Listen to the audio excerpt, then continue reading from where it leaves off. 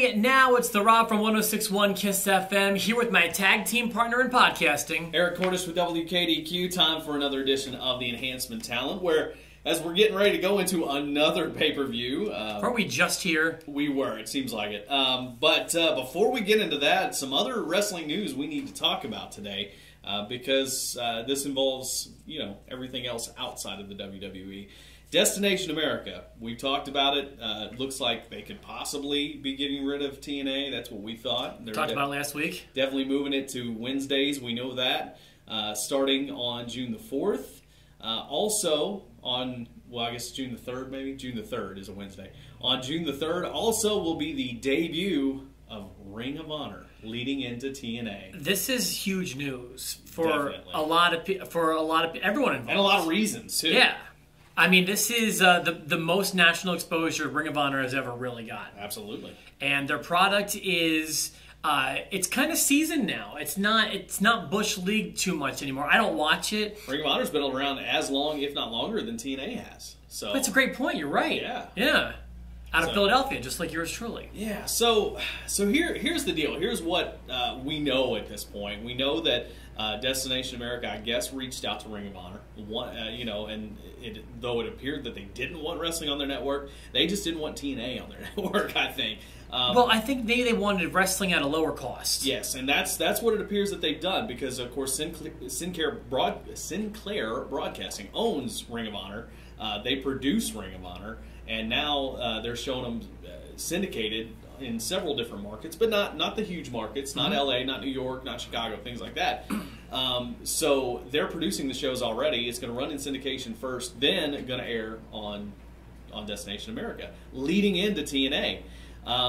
There was a huge reaction, especially from TNA yesterday, from folks that didn't know. I mean, Dixie Carter didn't even appear that she knew that this was happening. It is a little underhanded. MVP tweeted right away, we'll see how this goes. They go into a conference call, I guess, with the entire staff of TNA together, and it appears that right after the conference call, MVP was tweeting out his email address for bookers to book him.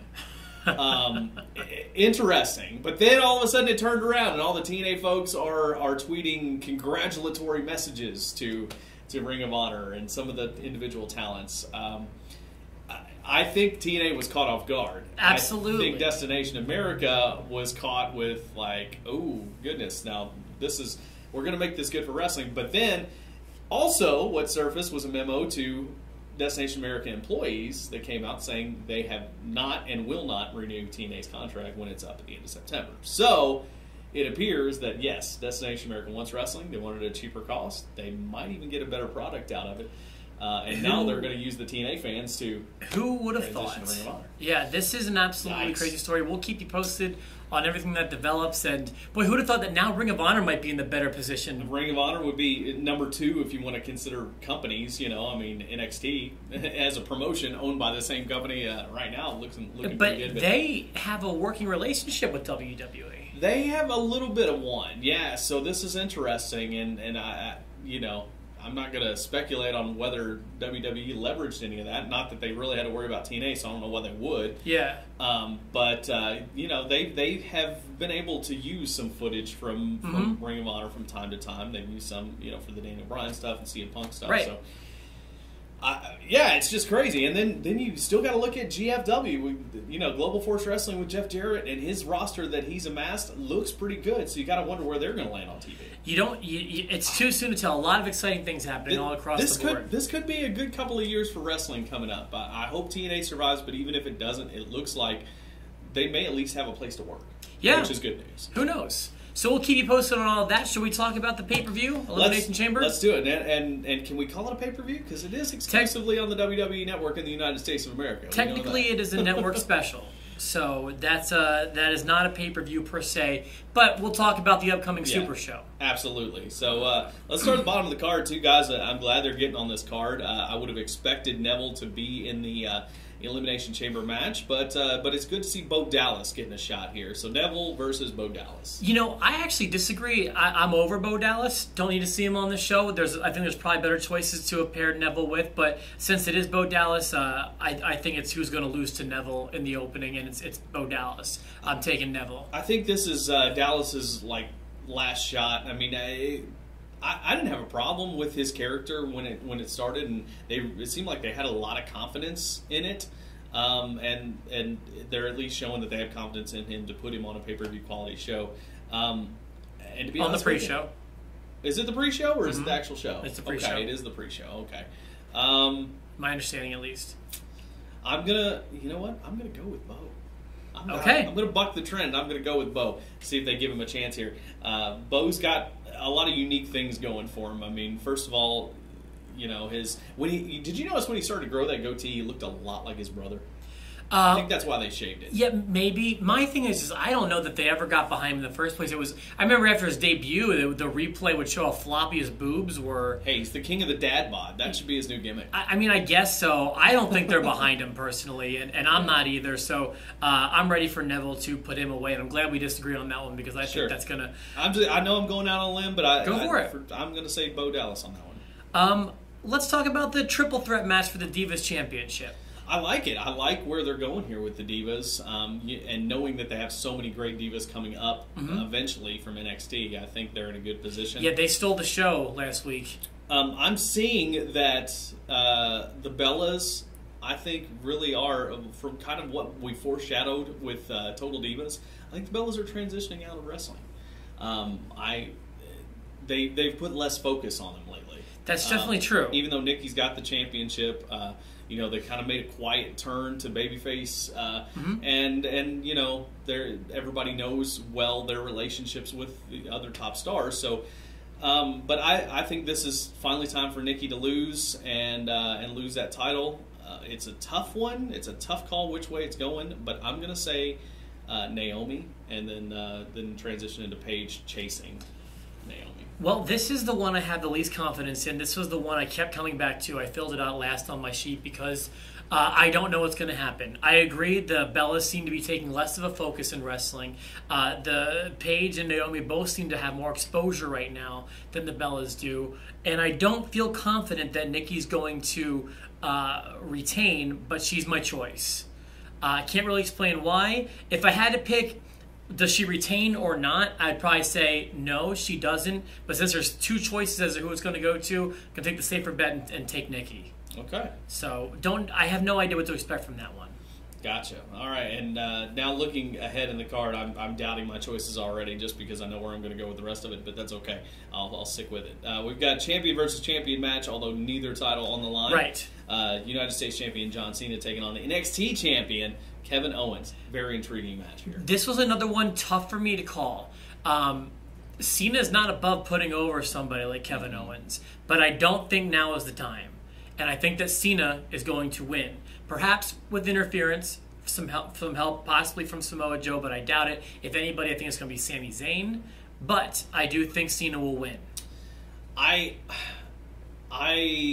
cannot think of a reason why Cena would win this match. Okay. At least cleanly, like you said. It would make no sense whatsoever. Why is that? Well, and here's why. Because it's one thing for Sami Zayn to show up and challenge Cena and lose. It's one thing for just anybody, Neville or somebody who's fresh out of NXT to come up, challenge Cena and do well and lose. With the character that they built for Kevin Owens and the fact that he is the NXT champion, and you're trying to build this brand and it's looking so good, I see no reason to have Owens lose to Cena at this point, just based on the fact that he is the NXT champion. Why make NXT, the brand that you're trying to build, look weak by Cena just doing his normal Cena stuff and beating? He's made everybody he's worked with look great, but in this case, I just don't see a clean victory over Owens helping Owens. Do you think a Cena victory over Owens makes NXT look weak? Because I'm not sure that it does. I'm not saying that. I think in this case, in Kevin Owens' case, I think it does, because Kevin Owens has been built up as this just bad guy, and he's just it's either he needs to get disqualified in this case, or he needs to beat Cena. I'm not saying that he will beat Cena, but I just can't see Cena getting a clean victory here. I just can't. I can. I think that the rub with working with Cena in this match in a high-profile show like this is just kind of what they're going for, but I don't see him beating him, personally. Okay. Now, the title's not on the line, so I mean, you certainly could be right. I mean, I will go here as far to say that maybe Owens loses by disqualification. Okay. So if that's the case, then I'll pick Cena. Okay, I'm with you. Let's talk about the first of 2 Elimination Chamber matches. You want to talk about, what, you want to talk tag or you want to talk IC? Let's talk tag, okay. Because I think that'll probably kick off the show, if I'm not mistaken. I think that'll be what kicks off the entire show. A lot of teams here, and more teams than and actual teams. Like, they're all real teams, which I think is great. And that is great. And not only that, there's still great teams that aren't in the chamber. That's the cool thing about it. So the tag team division is looking pretty solid right now. That being said, I think the New Day still comes out of this as the champions. I agree, in one of the most heel ways ever. Just, I don't know how it will be. I'm sure it will involve that third person, but I agree. This seems specifically tailored to a New Day victory for me. Yeah, and a little spoiler alert for SmackDown tonight. New Day actually gets involved in the main event with some of the main event players, which... Well, that could only mean good things for them. They were in the main event match on Monday. They had the last match of the show. Yeah. Not the main event segment, but the last match. Sure. So big things for them, and people are really feeling them. And I'm glad, too, because they're our best friends. They're buddies of ours. They are. We are members unofficially of New Day. We still have 2 more matches let's talk about. about. Intercontinental Championship match, Elimination Chamber. This is interesting because, you've got R-Truth, Sheamus, King Barrett, Ryback, Dolph Ziggler, and... Rusev? We don't know. It looks like Rusev may have suffered an injury. That's what I'm hearing. Either way, whether it's Rusev or someone else in his spot, I'm hearing possibly Bray Wyatt. Yeah. I don't see that person winning. Yeah, I don't think so. Although I could handle Bray Wyatt picking up his Intercontinental Championship. And I could handle adding something to that. I could handle either of them winning, but I don't think they will. So who do you got in this? Got down to 2 people. I feel like it's going to be Barrett or Sheamus, and I'm going to go with a heel. I'm going to go with Sheamus. I'm going to go with Sheamus. Sheamus is my pick too. My second pick would be Ryback. Okay. But Sheamus. I'm going to go with Sheamus on that. My second pick is going to... I don't think it's going to come down to Sheamus and Barrett, but if Barrett weren't King, I would say Barrett would be a shoo-in, but I feel like King and IC Champ might be overkill, especially because his King gimmick is so visible right now, that Sheamus feels like the next logical choice for me. Sure. I feel like Rusev is spoken for with Ziggler. Ryback, I just don't see winning, and R-Truth, I don't even consider being in the match. So yeah, I'm putting it down to those 2, and I'm going with Sheamus. Okay. World Heavyweight Championship match. Dean Ambrose, Seth Rollins. Conspicuous by their absence on the card. Folks like Randy Orton, who we haven't seen since the last pay-per-view, and most notably, Roman Reigns. Is it safe to say he's going to be involved in this match in a big way? I talked about it on Tuesday. I think he will be involved in it. I think he will be involved in the finish. I think he will unintentionally cost Dean Ambrose this match. Seth Rollins is the winner. I actually agree on all cylinders. The fact that he's not on this page shows that he's going to be a major part of that match. So yeah, I also see it not going Ambrose's way. I do think another unintentional kind of thing. I agree with you completely. Rollins retains. Yeah, I think Roman Reigns is on the path to becoming a member of the Authority eventually, if not just a heel or even in between type star. I think they're going to rush this feud. I wish they wouldn't, but I think we'll see by SummerSlam Dean, Seth, and Roman in a triple threat match. That would be cool. That was going to be my next question. I was hoping by WrestleMania, but it looks like they're going to rush that, and we're going to see it at SummerSlam. Where does Reigns go next? A feud with Ambrose or a feud with Rollins? Well, I think Reigns first goes to the Money in the Bank match.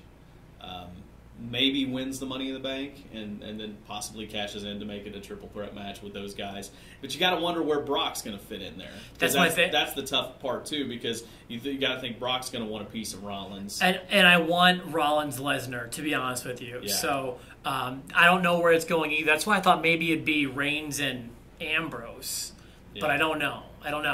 So I'm excited to see. I'm kind of excited for the show. I'd be a little more excited if there wasn't a pay-per-view 2 weeks before it.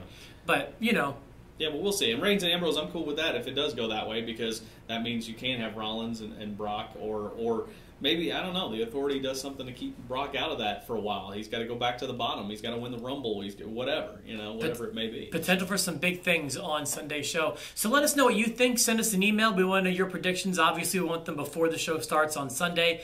I hope you enjoy it. Hope you watch. And, of course, for myself, the Rob. And for Eric Cornish, this is the Enhancement Talent. Have a great weekend.